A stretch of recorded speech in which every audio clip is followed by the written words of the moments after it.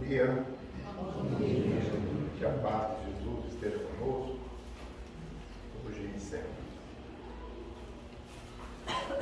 Eu não faço palestras, eu faço exposição. Palestra para quem tem essa verve do verbo, né? Tem essa possibilidade de fazer grandes apresentações, do ponto de vista conteúdo. Eu estudo muito para trazer uma mensagem para nós refletirmos. E o tema que eu me propus hoje, a nossa reflexão, é esse que foi apresentado pelo companheiro, a missão de cada um. E eu começo com o conceito do que seja. Isso não tem nada a ver com doutrina espírita. Isso é uma definição do dicionário, que vai dizer que missão é o poder ou função que se confere a alguém para fazer algo, encargo, incumbência, obrigação, compromisso. Registrem nas suas mentes esse termo compromisso. Nós vamos trabalhar. Eu acredito que todos nós já fizemos essa pergunta. Eu não sei aqui se todos nós que estamos aqui nesta sala, neste ambiente, somos espíritas. Se somos espíritas, essa resposta a gente tem muito bem definida. Se não somos espíritas, acho que vale essa pergunta reflexiva do ponto de vista do que nós viemos fazer aqui. Não aqui neste ambiente onde nós estamos agora, mas essa oportunidade que Deus nos deu de estarmos vivendo pelo conceito espírita, neste momento encarnados no corpo físico, sendo que todos nós somos espíritos, que neste momento, nós que estamos aqui, nos vendo fisicamente, porque evidentemente temos aqui um outro lado da vida, que também estão aqui acompanhando esse trabalho. E aqueles de nós que somos médiuns, videntes, estamos vendo-os também. Mas a maioria de nós não tem essa capacidade. Então, não estamos nos vendo fisicamente. Então, nós estamos aqui nesse ambiente buscando algo, buscando alguma informação, uma reflexão para respostas às nossas vidas, para que nós possamos definir qual é a finalidade de nós vivermos. Por que Deus nos deu essa oportunidade? Por que vivenciamos as nossas realidades? Por que vivemos esses últimos 2 anos sobre essa situação da pandemia? Por que a nossa geração? Por que eu especificamente vivenciei essa realidade? Porque alguns foram e porque outros não foram. Estava aqui conversando com um companheiro antes de iniciarmos a nossa tarefa. Eu pesquisei no site da Organização Mundial de Saúde a quantidade de pessoas que desencarnaram, que morreram. Pela visão espírita, a morte não significa desencarnação no primeiro momento. Que desencarnaram, que morreram nesta pandemia, 50 milhões de pessoas. A informação que a gente tem não são precisas, que a gripe espanhola, no início do século passado, vitimou 100 milhões de pessoas. Então nós vamos vendo que estas realidades, nós precisamos vivenciá-las por alguma razão. Cada um de nós deveria fazer essa reflexão. Mas uma das coisas que essa pandemia nos trouxe é que nós deveríamos, humanidade, refletirmos sobre a fraternidade, sobre a caridade, sobre o amor ao próximo. E quando a gente olha o comportamento das pessoas, a gente ainda, infelizmente, chega à conclusão que estas realidades ainda estão muito longe da humanidade como um todo. Então nós, como espíritos que somos, nós somos criados simples e ignorantes tendentes à perfeição. Todos nós. Todos nós um dia seremos espíritos perfeitos, sem nenhuma exceção. Do mais abjeto ser humano que tenha vivenciado na Terra, que tenha feito as maiores barbaridades que possam ser feitas por um ser humano, esse também um dia será espírito perfeito. Evidentemente que um irmão que tenha seguido por esta trilha terá um caminho mais longo, muito mais dificuldades, muito mais necessidade de reflexões, de passar por realidades pela lei de causa e efeito, em que todos nós, também sem nenhuma exceção, devolvemos a lei que nós retiramos da lei. Então, esta condição entre este ponto, criação, e o outro ponto, perfeição, nós vivemos as nossas realidades no desenvolvimento da nossa intimidade. Quando nós dizemos criados simples e ignorantes, nós estamos dizendo que nascemos sem experiências. E essas experiências farão com que a gente vá evoluir rumo à perfeição. Então, no primeiro momento, nós vamos desenvolver as nossas sensações, o instinto, a inteligência, o discernimento, até nós atingirmos o ápice deste processo evolutivo chamado perfeição. E tudo isso para quê? Para que nós vamos desenvolver o nosso livre-arbítrio. O que é o livre-arbítrio? É a capacidade que eu tenho de tomar decisões. Ninguém diz para mim o que eu faço ou deixo de fazer. Agora, a partir do momento em que eu tomo uma decisão e faço e aplico essa minha decisão naquilo em que eu me propus, eu terei consequências, boas ou não tão boas. E eu colherei o fruto daquilo que eu plantei.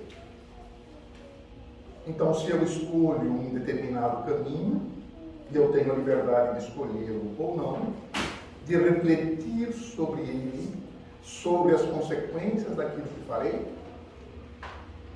eu obrigatoriamente recolherei as consequências dessa minha ação. A gente não pode esquecer, nós que somos espíritas e que estudamos a doutrina, quando nós estudamos na parte terceira do livro dos Espíritos, sobre as leis morais. E a primeira lei que está inscrita neste capítulo chama-se a lei natural. E uma das primeiras perguntas que Kardec faz ao Espírito Verdade, onde está inscrita a lei de Deus? E a resposta que ele recebe, na consciência. Então, nós, humanidade, não somos espíritos de primeira reencarnação. Nós já temos experiências, nós já temos as nossas vidas pregressas, que hoje, que se refletem hoje nas minhas ações do passado. Então, se eu me vejo em determinada situação hoje, é porque, por alguma razão, eu preciso vivenciar estas realidades.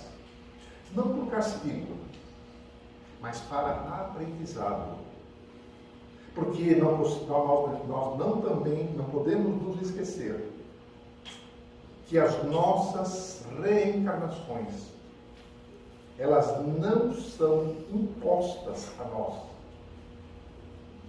Se nós estudarmos ali nos livros de André Luiz, na série André Luiz, que são 13 livros, o primeiro livro deles, Nosso Lar, André Luiz vai estar descrevendo ali o seu momento de despertamento. Começo do livro, quem não leu, leia, vale a pena. Quem já leu, uma recordação. Ele vai descrever o ambiente onde ele estava. E vai fazer ali uma série de reflexões muito interessantes Leiam que vale a pena. Mas uma das reflexões que ele faz é muito importante, porque ele diz que ele já sabia que ele não se encontrava mais no mundo dos vivos, entre aspas. Essa é uma constatação muito importante, porque ele já tinha consciência que não estava mais fazendo parte do mundo material. E eu diria para vocês que isso é muito comum. No centro espírita onde trabalho, eu sou trabalhador da mediúnica. A minha função na reunião mediúnica é aquele que conversa com os espíritos que se comunicam através dos médiuns ostensivos. Se tem alguém aqui que faz parte desse trabalho também, pode confirmar o que digo. A maioria dos espíritos que se comunicam não sabem que não fazem mais parte do mundo físico. E isso são dramas que eles descrevem e que buscam explicações e esclarecimentos do porquê certas coisas estão acontecendo com eles. Uma delas, eles se comunicam com as pessoas e as pessoas não lhes respondem. Então essa é uma constatação bastante interessante. O segundo, e aí ele vai no nosso lar, descrevendo as suas visitas aos diversos departamentos do nosso lar, que são 6. O segundo livro, Os Mensageiros, ele vai ali descrever o seu estudo, o seu estágio no departamento das comunicações.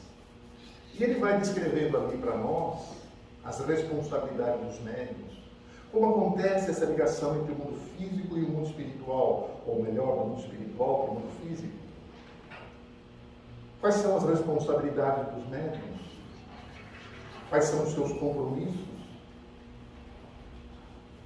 No terceiro livro, Missionários da Luz, ele passa ali no departamento das reencarnações do nosso lar.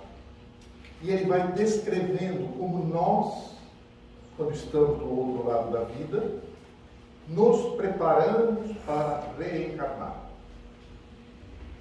E ele vai descrevendo como é que é esse processo, como é que os irmãos que são responsáveis por esta área naquela colônia fazem, como eles nos conduzem nas nossas reflexões. Porque imaginem um espírito que desencarna, vivencia essa realidade e por alguma razão específica ele tem contato com as suas ações e as consequências do passado. E ele deseja realmente reconstruir essa caminhada. E muitas vezes perde coisas que ele não está preparado ainda para enfrentá-las. E esses irmãos são tão bondosos que não permitem que ele assuma determinados compromissos. Ele não está preparado. Fatalmente falirá. Dar um exemplo aqui muito simples para a nossa reflexão. É como se nós estivéssemos num curso, e que não é um curso seriado, que para você avançar na série seguinte, você precisa demonstrar que você está preparado para receber os novos conteúdos. Então você tem uma base anterior.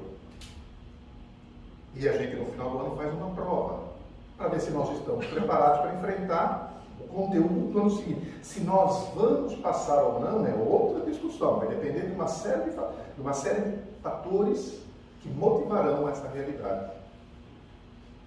Mas o professor, quando ele faz a avaliação, diz: ok, você está preparado, você tem conteúdo suficiente para enfrentar o conteúdo da próxima série. E se nós não estivermos preparados, não reprova, a gente faz tudo de novo. Então é nesse sentido que eu coloco que se hoje vivemos as nossas realidades do passado, nós devemos refletir quais são os motivos pelos quais eu vivencio esta realidade, este problema. E o que eu preciso fazer para conseguir superar isso? A doutrina espírita nos ensina, nos coloca isso o tempo todo. Kardec colocou no Evangelho segundo o Espiritismo que o que caracteriza o espírita não é a sua perfeição moral, é o esforço contínuo que nós fazemos para nos tornarmos melhores. Hoje sou melhor do que ontem, amanhã serei melhor do que hoje.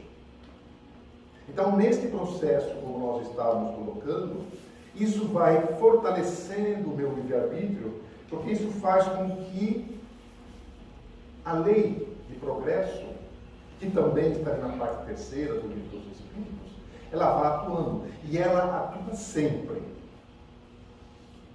Às vezes, um pouco mais de dificuldade pelas decisões da humanidade, mas sempre progredindo. Os bens terrenos proporcionam gozos momentâneos. A felicidade duradoura está ligada à vida moral, à vida espiritual. E quando nós estudamos dentro das perguntas do Correio inteiro, eu sou da área de exatas, então para mim as coisas só fazem sentido se tiver gráfico e se tiver quadro. Então, isso daqui mostra as perguntas de 100 a 113 do Livro dos Espíritos. Kardec, nessas perguntas, ele está trabalhando as ordens espirituais. E ele vai dizer que os espíritos de terceira ordem são os espíritos imperfeitos. E vai dar ali uma série de características destes espíritos.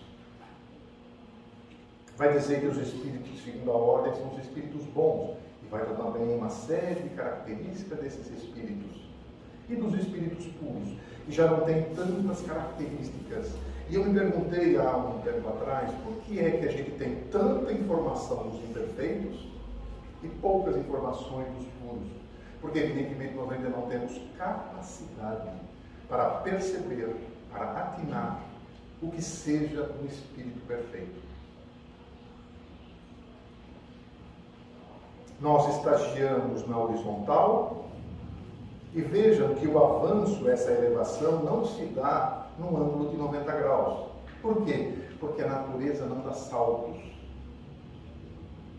Isso eu tentei mostrar de maneira gráfica, que são as aquisições que nós vamos tendo nas diversas existências, despertando a nossa inteligência até atingirmos o estágio seguinte, que é o discernimento, é o discernir.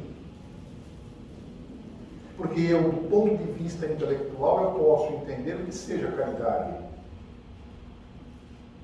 Pergunta 886, essa pergunta todo espírita sabe.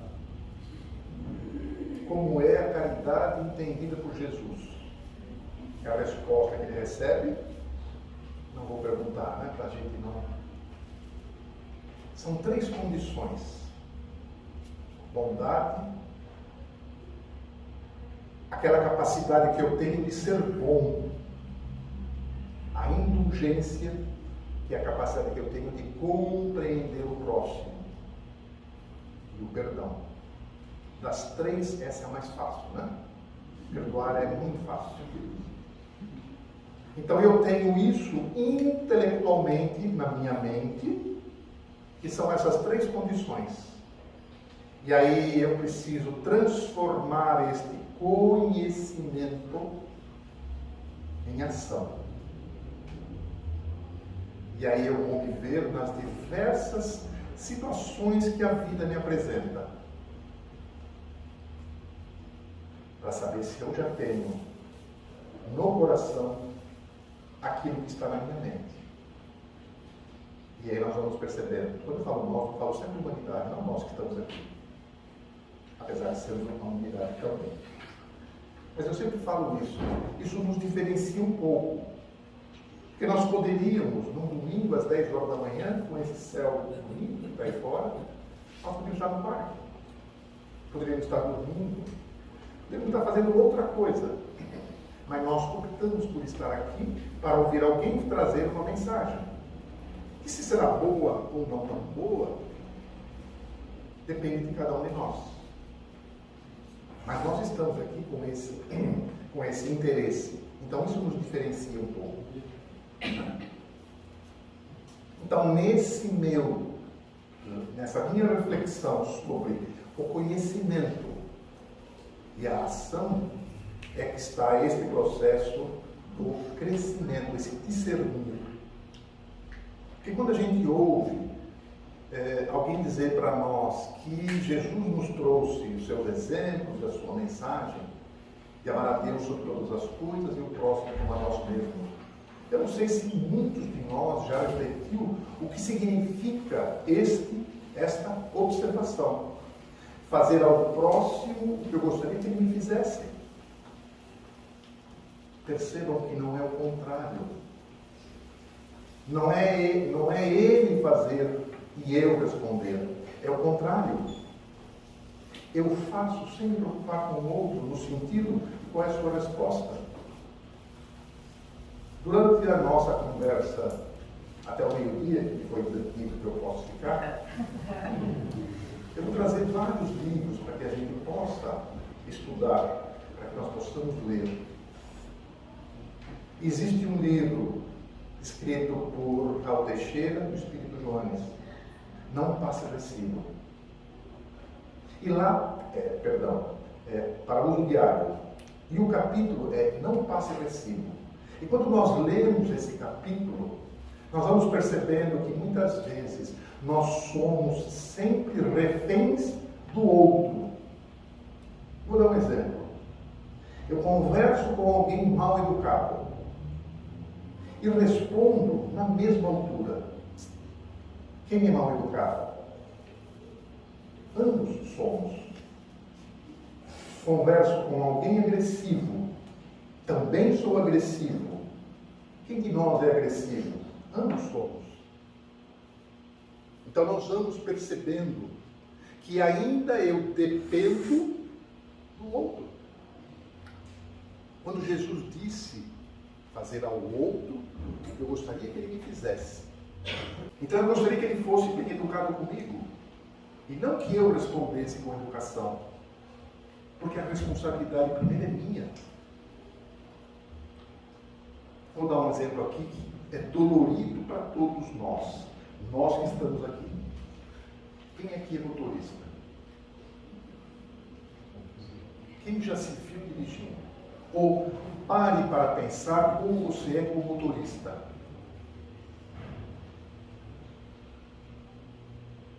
Eu tenho 5 netos. 2 deles são bem pequenininhos. E eu estou cansado de ver desenho. Mas não sei se vocês se recordam de um desenho que tem na Walt Disney, do Pateta. Lembram desse desenho? Sim. Ele andando pela rua é uma pessoa completamente diferente de quando ele entra dentro do carro. Nós somos assim? Se somos assim, nós precisamos repensar. São esses aspectos que, quando nós estudamos a doutrina espírita, eu acho lindo aqueles de nós que sabem de cor todas as perguntas e respostas do livro dos Espíritos. Livro dos Médiuns, Evangelho, Céu e Inferno, a Gênese. Eu acho lindo isso. Mas nós precisamos transformar estes conhecimentos em ações. Porque senão é mais uma informação de tantas que nós recebemos no nosso dia a dia. E eu não estou me transformando. Então, como eu estava dizendo, voltando ao raciocínio inicial, as nossas vidas, elas são consequências do passado. E os bons espíritos nos permitem assumir ou não determinados compromissos, se nós estivermos preparados para eles. E como eu mostrei, esse é todo o processo reencarnatório. Cada existência, eu tenho uma nova oportunidade. Altero na minha vida física, retorno ao espiritual e me avalio. Retorno numa outra existência, num outro ambiente, em outras condições. Quanto tempo a natureza investiu para lapidar a máquina física? O corpo físico que nós temos. Nós já fomos assim. Nós hoje somos assim.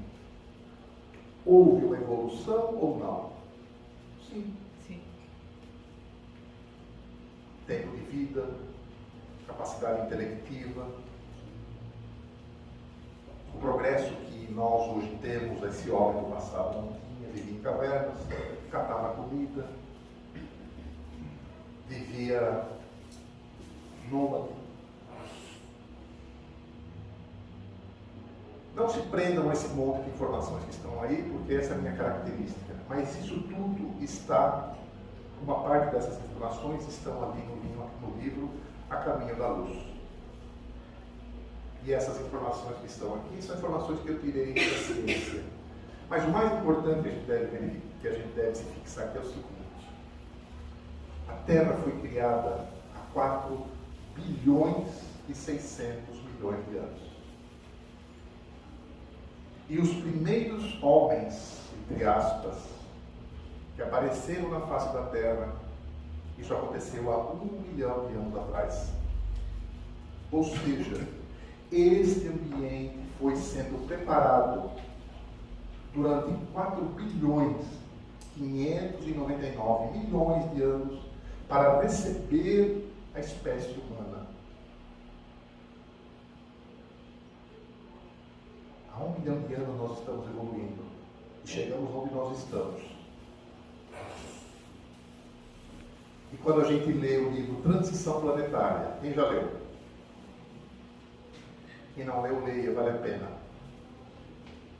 Manuel Filomeno de Miranda está descrevendo neste livro aquela tsunami que aconteceu há alguns anos atrás lá no Oriente. Quase 300 mil pessoas morreram. Então ele está descrevendo como ele foi convidado para fazer parte da equipe. Ele conta a história de um ou outro espírito naquela realidade. Por que alguns espíritos que são daquela região não estavam ali, saíram, enquanto que outros não eram daquela região e foram lá passear e foram vitimados por aquela tsunami. É um livro muito bonito, eu diria. Mas essa informação que ele coloca nesse livro, a gente tem isso em tantos outros livros da codificação ou tantos outros livros da bibliografia subsidiária que nós temos, que contam como acontecem as expiações coletivas. Mas esse livro tem 2 informações extremamente importantes.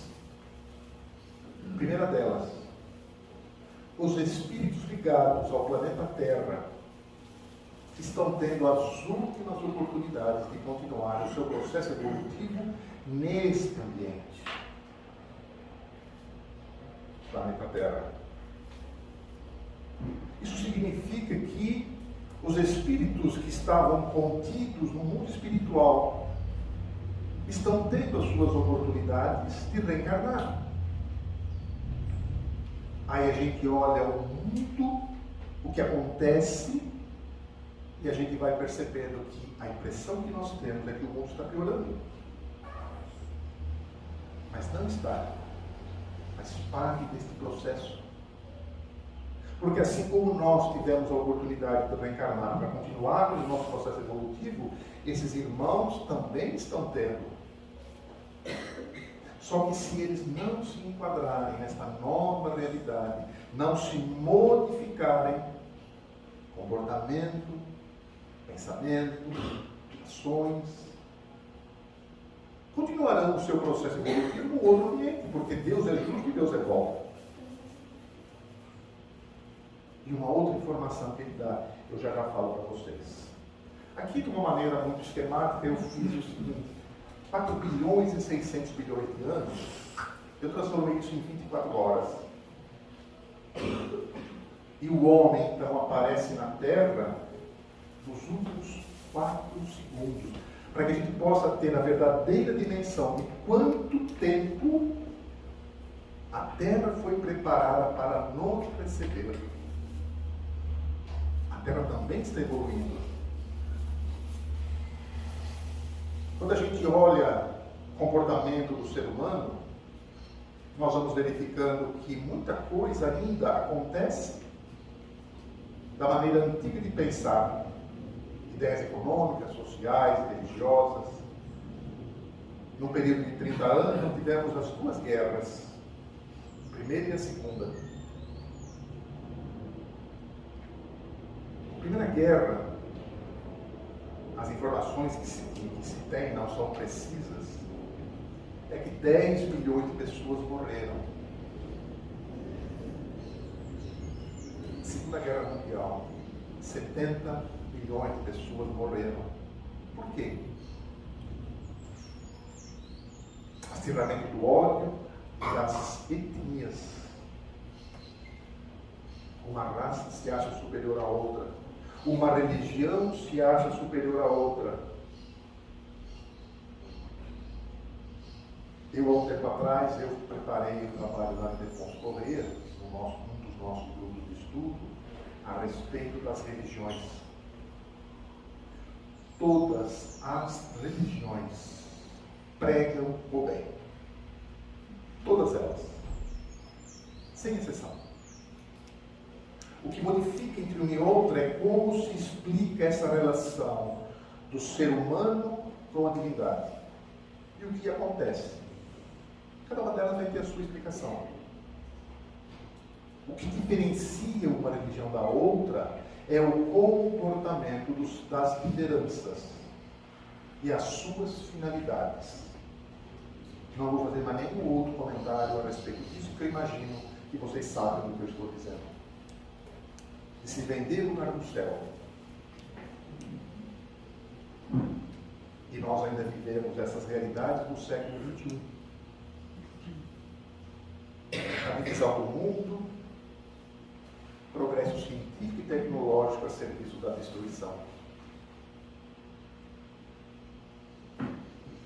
O ser humano é o único animal que mata por prazer.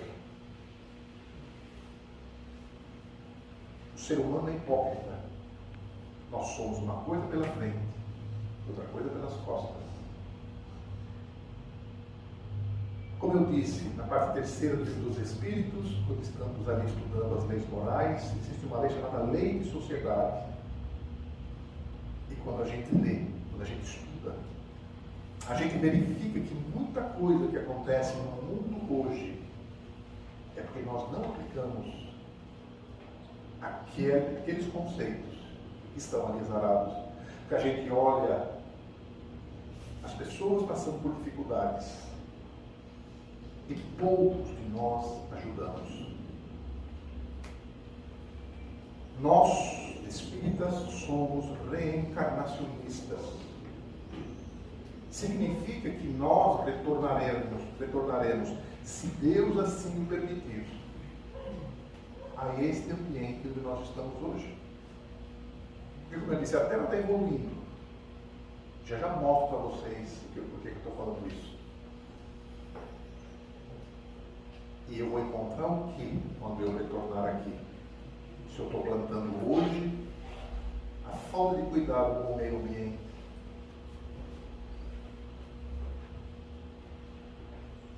Como eu disse, se não tem quadro, eu não consigo raciocinar. Aqui eu procuro mostrar as perguntas de 100 a 113, que está ali sobre o Espírito, e lá no planeta, o que está no Evangelho segundo o Espiritismo, há muitas moradas na casa de meu Pai. E quando a gente vê ali os Espíritos de terceira ordem, classe imperfeitos, quais são as suas principais características, nós vamos verificando que esses Espíritos só podem viver em mundos primitivos e de provas e expiações, pelas suas características. Então, para que nós possamos avançar em termos de mundo, saindo de provas e expiações, indo para um mundo de regeneração, as nossas características precisarão ser modificadas. A principal característica do espírito imperfeito, predominância da matéria sobre o espírito, é verdade ou não é? Sim. A nossa sociedade é uma sociedade materialista. Nós somos valorizados pelo que nós temos, não pelo que nós somos. Ignorância, egoísmo e todas as paixões consequentes. As guerras acontecem por quê? Porque você tem algo que eu quero e eu não tenho. Eu sou mais forte que você, eu vou tomar. Tem intuição de Deus e restritos conhecimentos. Aí quando a gente olha lá os mundos de provas e expiações, dominam as paixões incontidas, grande imperfeição moral, violência gerando guerra. Então esses espíritos que habitam estes planetas têm essas características. E a segunda informação que está no Transição Planetária, Manuel Filomeno de Miranda diz que espíritos de uma outra categoria espiritual já estão reencarnando na Terra, com outras características, para que através do exemplo destes irmãos, talvez a gente consiga fazer esse processo de transição um pouco mais rápido. É fácil nós vermos, constatarmos isso para aqueles de nós que temos filhos pequenos, que temos netos, que temos sobrinhos. Essa criançada vem com uma inteligência que é absurdamente alta. Eu tenho uma neta de 5 anos, quando eu tenho dificuldade para mexer no celular, ela vem e me ajuda. 5 anos. Não é por ser minha neta, é porque essa geração que está chegando tem outro calibre. E cabe a nós que estamos aqui, que estamos nos apoderando do conhecimento da doutrina espírita, ajudarmos esses irmãos, porque eles, apesar de ter inteligência, precisam também da ajuda para que se conduzam no caminho do bem.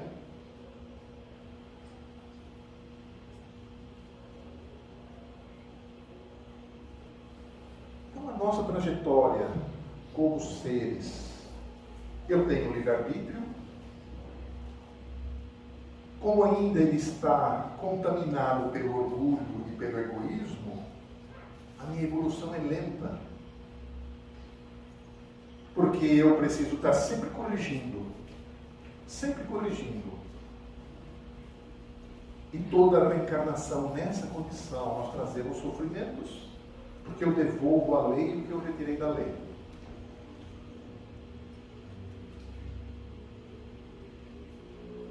Nós precisamos transformar isso como?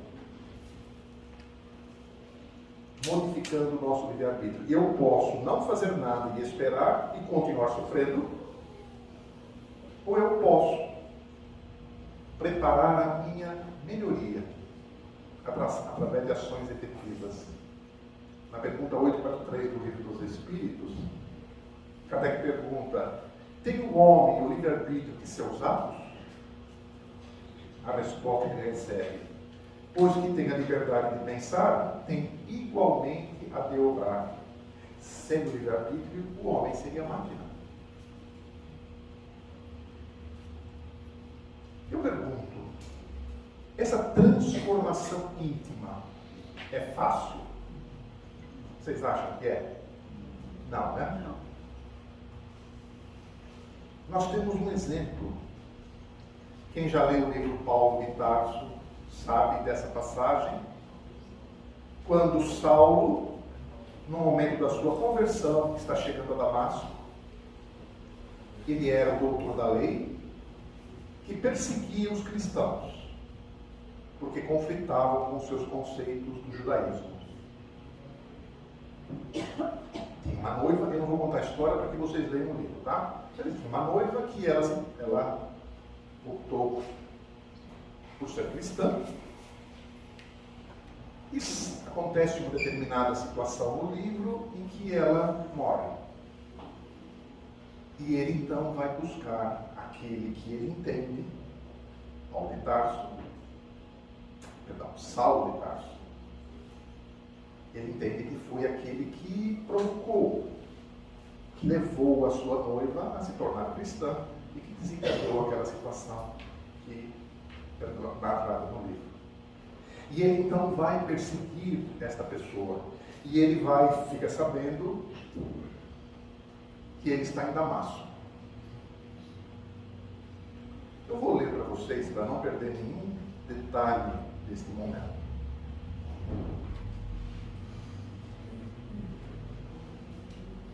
Em dado instante, todavia, quando o mal despertar das angustiosas cogitações, sente-se envolvido por luzes diferentes da tonalidade solar.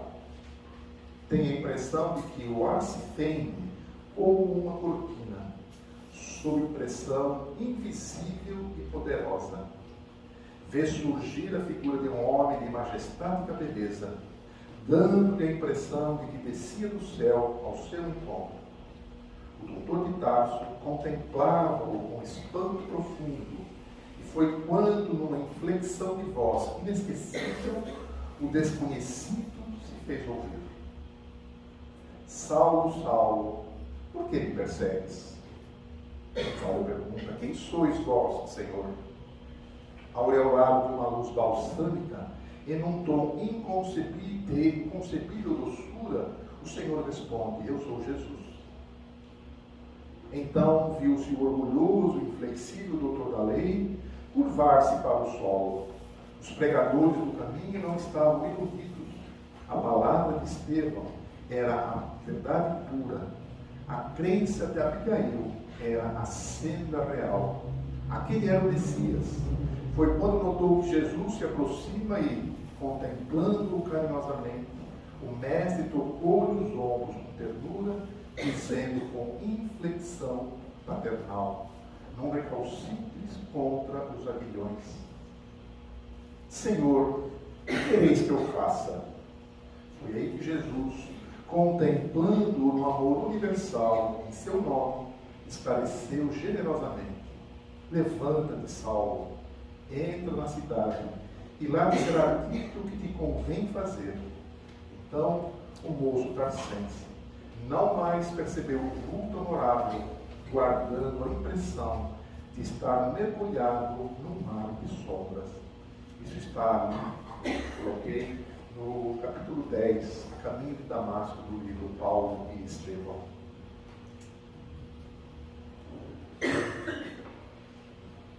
Foi fácil? De nós que lemos esse livro, nós vamos vendo todo o processo de transformação de Saulo de Tarso em Paulo de Tarso. Um dos maiores, o maior divulgador do cristianismo. Foi através dele que o cristianismo se expandiu e trabalhou muito. Então, esse processo é um processo realmente muito complicado de se fazer. E como é que nós podemos explicar, então, essa drástica transformação? Um grupo de cientistas sociais definiu que existem 3 tipos de transformação: a efêmera, a intelectual e a moral.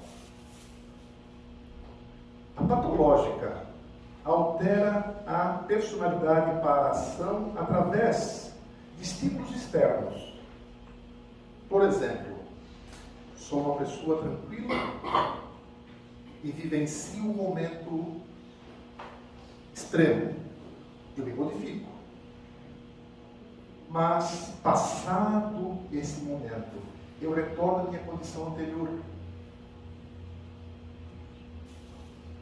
A intelectual é quando eu tenho acesso a informações de fora para dentro e eu me modifico. Aí eu recebo uma nova informação e eu me modifico.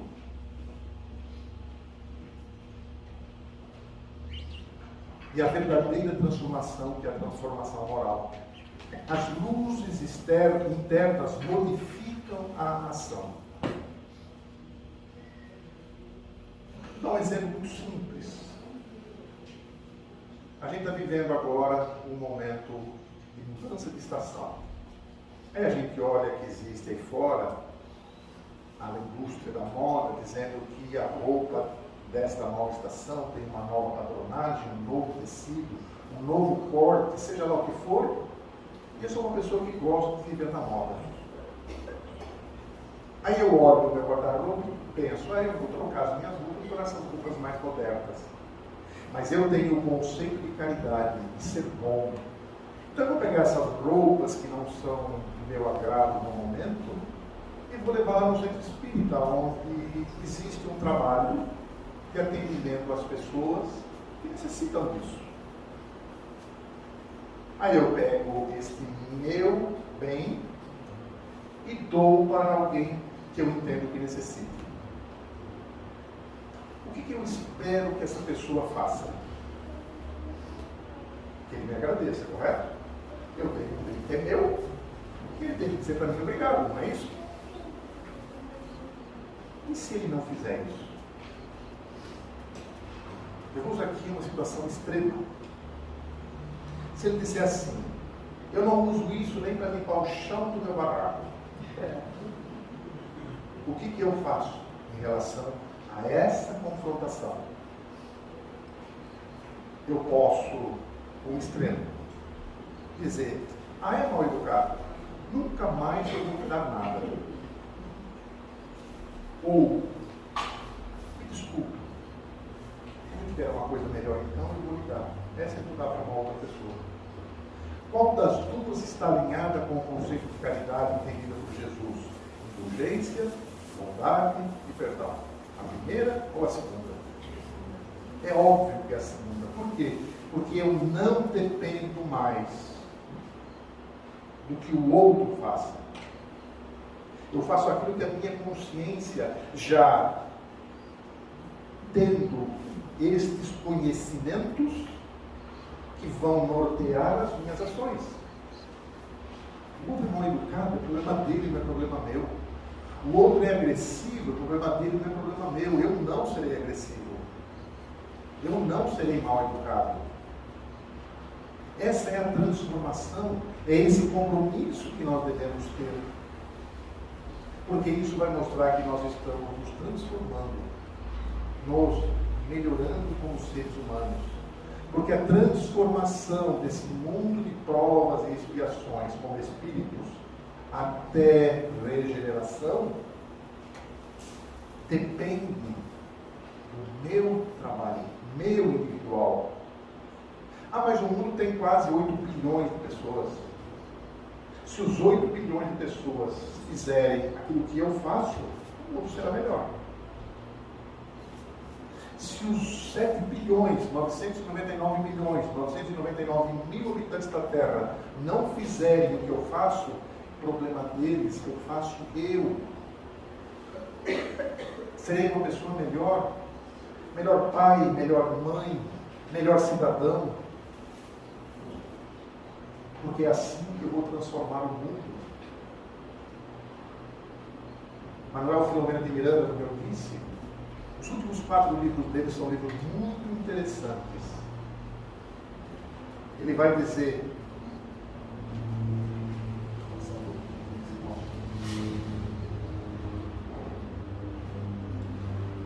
falei para você que a gente ia ficar aqui até meio-dia, não falei? Manuel Filomeno de Miranda, nos seus últimos 4 livros, ele traz uma série de informações, como eu disse, por transição planetária, essas 2 informações que eu comentei. Aí depois tem outros 2 livros que são específicos para espíritas, que trazem informações sobre como o mundo espiritual inferior deseja apagar as luzes do Evangelho do Cristo. Amanhecer de uma nova era e perturbações espirituais. Quem somos espíritas devemos ler esses livros. E são alertas. Porque porque nós ainda temos tendências dentro de nós. Muitas delas estão aplacadas, mas dependendo da condição, elas afloram. E aí, aqueles irmãos do outro lado da vida, que desejam que essas luzes não sejam mantidas acesas, nós vamos cair na armadilha que eles nos preparam, porque nós temos livre-arbítrio. Ah, mas o meu anjo de guarda não ajuda? Ele ajuda sim todas as vezes que eu pedi, mas eu preciso estar propenso a receber. Porque se eu me afasto, ele respeita o meu livre-arbítrio.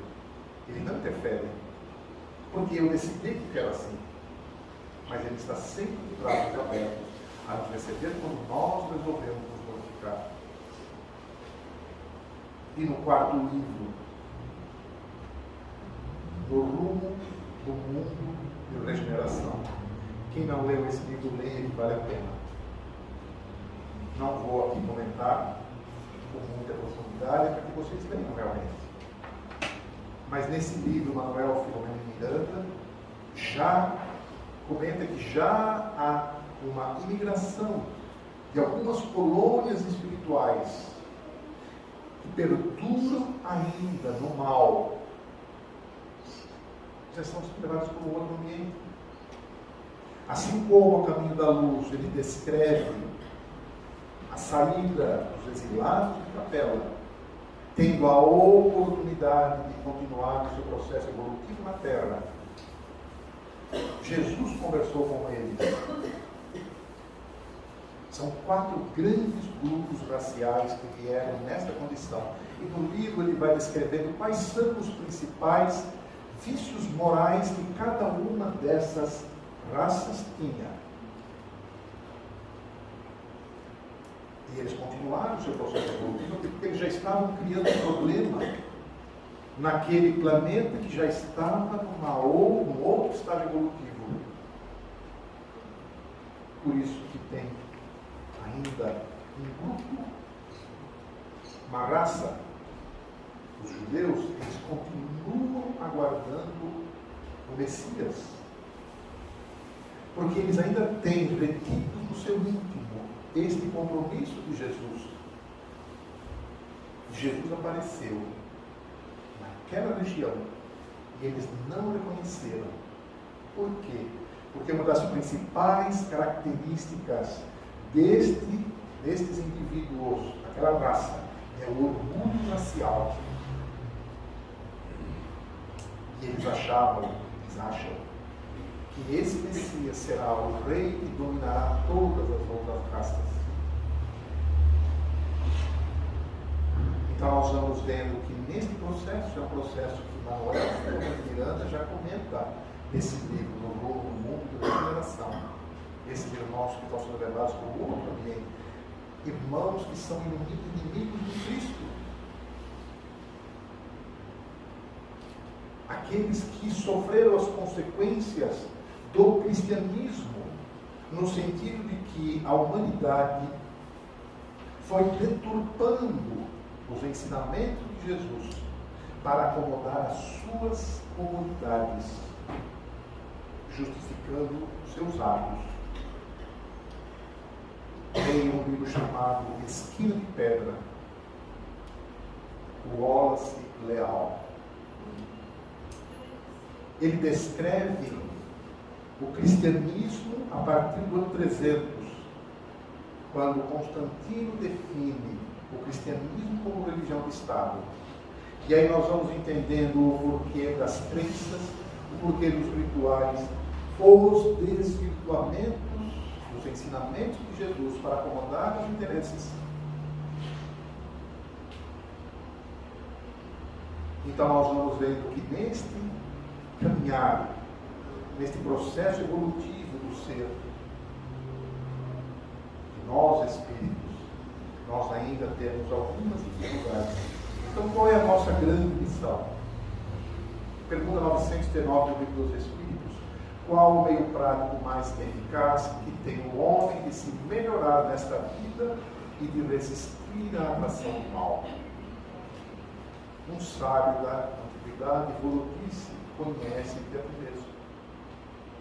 E ele quer saber o meio mais eficaz. Pergunta: conhecemos toda essa sabedoria desta máxima, porém, a dificuldade está precisamente em cada um conhecer-se a si mesmo. Qual o meio de consegui-lo? Eu só direi uma linha dessa resposta. É uma resposta longa, mas que traz toda uma reflexão de como eu devo me comportar para me transformar num ser melhor. E ele vai começando com essa frase: fazei o que eu fazia quando vivi na terra. Ao término de cada dia, olhava pelas minhas ações e verificava se alguém tinha alguma razão de me reclamar. Se tivesse, retornaria no primeiro momento para refazer esse caminho. Quando a gente lê essa resposta, e ela é muito longa, não termina aí, ele vai dizer por que eu preciso fazer isso, como eu posso fazer, quando eu devo fazer. Quando nós estudamos as consequências dessa resposta, nós vamos entendendo o motivo pelos quais existem tantas obsessões no mundo, tantos seres sendo obsediados pelos seus inimigos do passado, que não aprenderam ainda a perdoar. E eu ainda, no meu comportamento, digo a ele, pelos meus atos, que eu não me glorifiquei também, então minha vingança. Então que nós possamos, nessa nossa transformação íntima, nós possamos olhar como eu sou como profissional, qual é a minha conduta a partir deste momento, dessas reflexões. Como eu sou como profissional? Sou uma pessoa adequada? Respeito o meu patrão? Ou se sou eu o patrão, eu respeito os meus funcionários? Respeito a lei? Como eu sou como pai? Pai e mãe aqui, né? Não é somente masculino. Recebo os meus filhos com a responsabilidade de educá-los, de identificar as suas tendências e ir trabalhando cada uma delas, para que ele não repita o que ele já fez no passado. E quantas vezes nós, lá fora, abdicamos desta responsabilidade, deste compromisso, e delegamos à escola a responsabilidade de educar os nossos filhos. A escola não tem obrigação de educar os nossos filhos do ponto de vista moral, intelectual, moral em casa. Então, ultrapassando um pouquinho do horário, eu vou contar uma história muito rápida. Eu não vou falar a minha idade, mas eu vou dizer que quando eu era criança, eu recebia boletim. Lembra? Um papelzinho.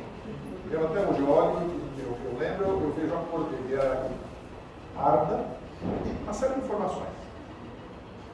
A especificação do aluno, pai, mãe, endereço, palavra, a história toda, as notas, e no verso tinha mais algumas informações, e tinha uma nota, que era chamada nota de comportamento.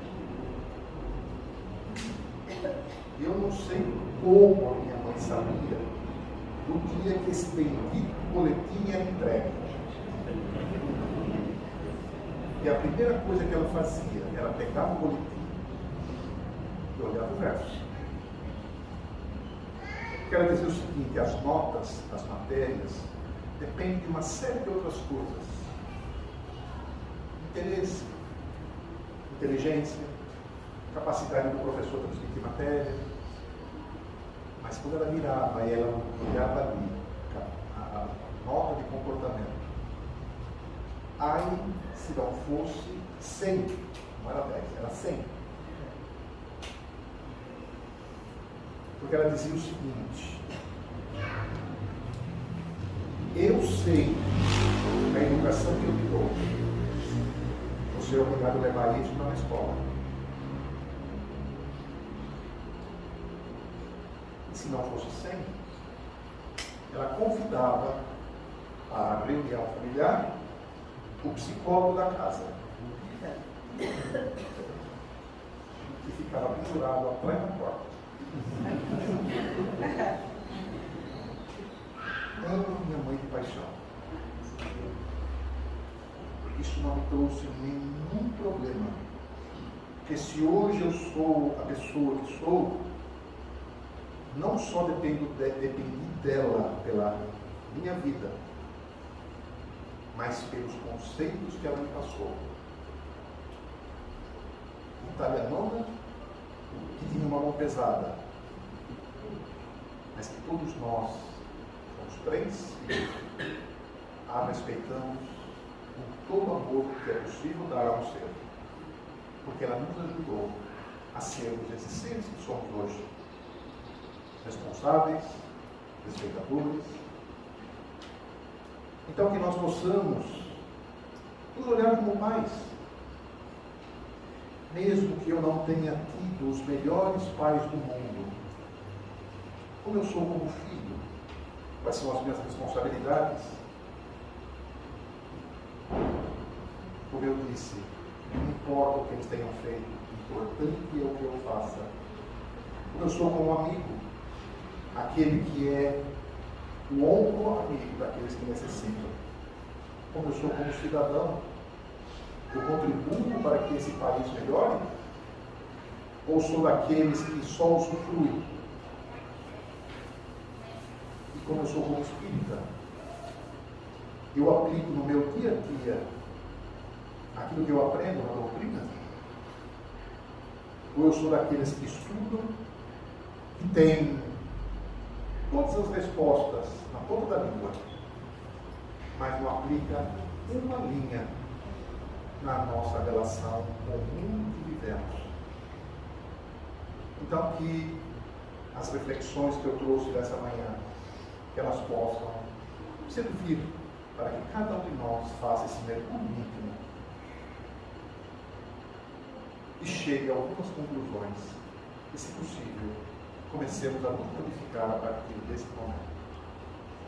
Agradeço mais uma vez o convite da casa, a paciência de vocês para essa hora que estivermos aqui, e até uma próxima oportunidade, se Deus quiser. Muita paz a todos.